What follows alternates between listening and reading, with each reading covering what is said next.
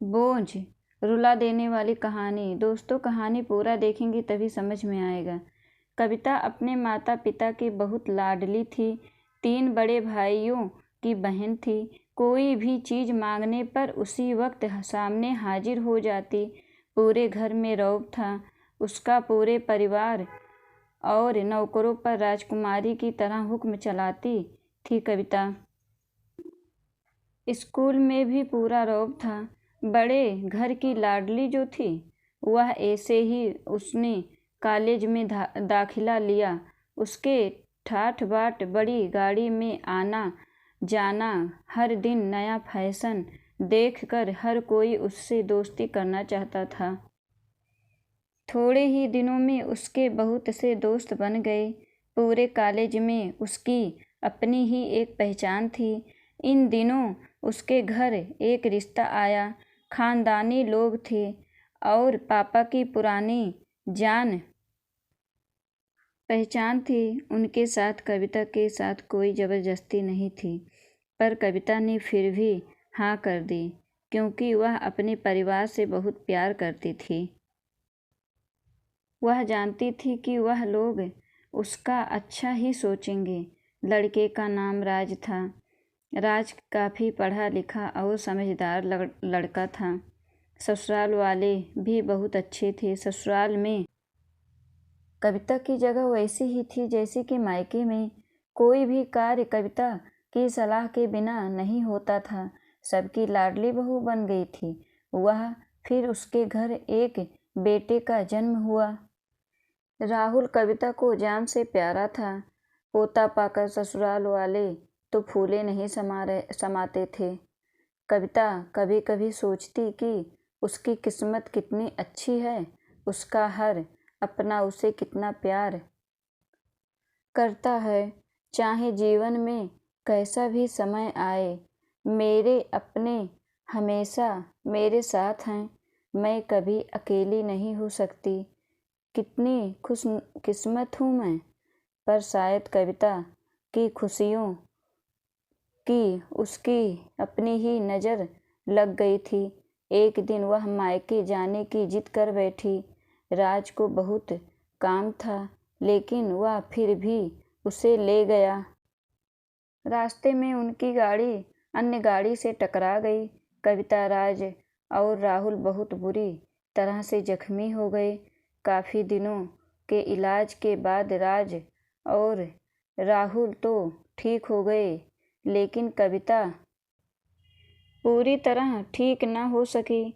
Sir पर चोट लगने के कारण वह अपनी आँखों की रोशनी खो बैठी। अब कविता की किस्मत जैसे उल्टे पांव चलने लगी। मायके वाले कुछ दिनों तक उसे मिलने आते रहे। फिर कभी कभार फ़ोन ही करके पूछ लेते कि अब कैसी हो। धीरे धीरे ये सिलसिला भी कम हो गया। ससुराल वालों की सहानुभूति भी कम होने लगी। घर में किसी को पास बैठने के लिए कहती तो जवाब मिलता, बहुत काम है, अब तुम भी हाथ नहीं बटा सकती। राज भी चिड़चिड़ा हो गया था। बस राहुल ही था उसके साथ, जिसके साथ हंसते खेलते उसका वक्त गुजरता। एक दिन कविता के हाथ से कुछ सामान गिर गया, जिसकी वजह से राहुल को हल्की सी चोट लग गई। कविता के सास ससुर ने राहुल को उससे अलग कर दिया कि कहीं उसके ना देखने की वजह से बच्चे का कोई नुकसान ना हो जाए। कविता अंदर से टूट चुकी थी। एक दिन उसने सबके सामने मायके जाने की इच्छा रखी तो राज उसे तुरंत मायके छोड़ आया, जैसे ही वह भी यही चाहता था। लेकिन राहुल को उसके साथ नहीं भेजा गया। कविता कभी राहुल से दूर नहीं रही थी, पर अपनी कमी के कारण उससे ज़्यादा बहस नहीं की। कविता को लगा कि वह 3-4 दिन वहाँ रहेगी तो थोड़ा हवा पानी बदल जाएगा, क्योंकि वह कितने दिनों से कहीं भी बाहर नहीं गई थी। घर वाले भी इतने दिनों बाद उसे देखकर कितने खुश होंगे। कविता के घर पहुंचने पर सब लोग बहुत खुश हुए। खाने में सब कुछ कविता की पसंद का ही बना था। उसने अपने मम्मी पापा और भाई भाभीयों से दिल खोल कर बातें की। उनके छोटे छोटे बच्चे भी बुआ के साथ घुल मिल गए थे। रात को सोने के वक्त जब वह कपड़े बदलने लगी तो उसे पता चला कि उसका बैग तो बहुत भरा हुआ था। वह समझ गई। वह बहुत उदास हो गई। कुछ दिनों तक तो सब ठीक रहा। फिर जैसे सब बदलने लगा, सबका व्यवहार बदल रहा था। वह लोग जैसे थक चुके थे उससे। सब लोग घुमा फिरा कर पूछने लगे कि राज कब आ रहा है, उसे ले जाने। वह बहाना बना देती, जबकि वह जानती थी कि उस घर में अब उसके लिए कोई जगह नहीं। कविता से चलते वक्त कुछ ना कुछ नुकसान हो जाता। थोड़ी बहुत टोका टाकी उसे सुनाई देती, वह टाल देती। एक दिन उसके हाथ से लगकर एक कीमती फूलदान टूट गया। छोटी भाभी ने बहुत हंगामा मचाया। कविता के माता पिता रोज रोज के झमेलों से तंग आ गए थे। उन्होंने राज को खुद से फ़ोन कर दिया। राज कविता को अपने घर ले गया। कविता को अपने परिवार वालों से ये उम्मीद न थी। जिस कविता के कहे बिना घर में एक पत्ता भी नहीं हिलता था, उस घर के लिए वह अब बोझ बन चुकी थी।